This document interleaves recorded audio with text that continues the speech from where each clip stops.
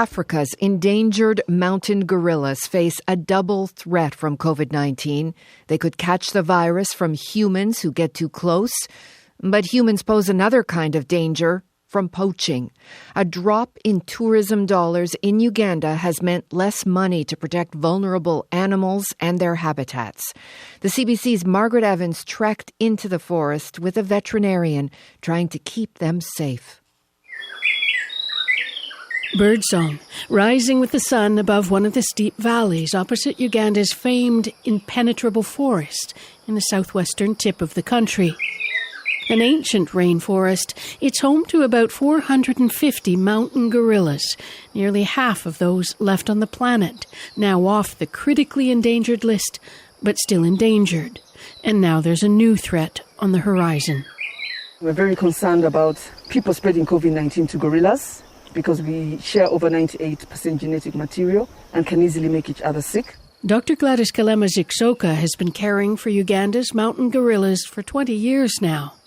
As the country reopens to tourism after a long lockdown, she's advocating for more protection. If COVID-19 was to get into the gorillas, of course they can't social distance, the whole group will be wiped out. Once again, you're most welcome to our starting point. We're going to start working from here. Kalema-Ziksoka is accompanying a group of trackers, rangers and porters on a trek in to see the gorillas, with us as guinea pigs to test new measures. For example, Ranger Emmanuel Mpastwe is carrying both a machete and hand sanitizer as we head down dizzyingly steep hills towards a forest that seems to swallow you whole once you enter. So they're telling us that we should follow them, right? The trackers have gone ahead to locate the gorillas, and it's not long before we're peering into eyes staring right back at us out of the thicket. There are many there. There are many there. Everyone wears masks, excepting the gorillas, of course, and the new rule is to stay 10 meters away. Hard to comply, though, if the gorillas decide to investigate you. The gorilla family we meet has already been touched by COVID-19 indirectly.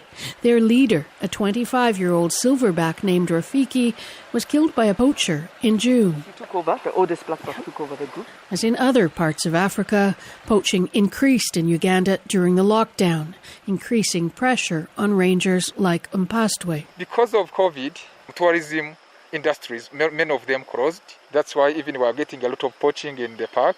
A ranger was killed just last week in an ambush in another part of Uganda. A part of the problem, of course, is that the fate of the mountain gorillas has become so dependent on ecotourism to finance protection measures that they're extremely vulnerable when tourism simply grinds to a halt. Dr. Kalema-Ziksoka says there should be other ways to protect wildlife and to help communities develop alternative forms of livelihood. But she's also a realist. I would say that tourism is a necessary evil to protect the wildlife, because if the local people who live next to the wildlife don't see a benefit of this wildlife, it's very likely that they'll kill it. There is, though, a little glimmer of hope in all the gloom. More than one new baby in the forest, poking their heads out over their parents' shoulders. Margaret Evans, CBC News, in the Bwindi impenetrable forest.